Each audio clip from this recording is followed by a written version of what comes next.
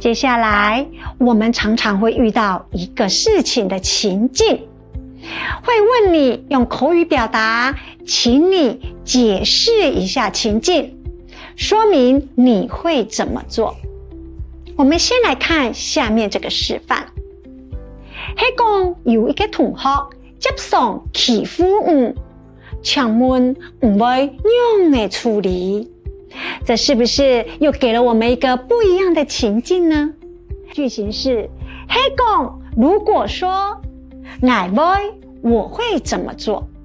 套用句型過後，我們可以這樣回答：係講有一個同學接送欺負我會先同學校先生講，還會轉屋下同這件事情講俾阿爸阿妹知。南四縣腔的朋友，你可以試着這麼回答：係講有一個同學接送欺負我會先同學校先生講，還會回屋下同這件事情講俾阿爸阿妹知。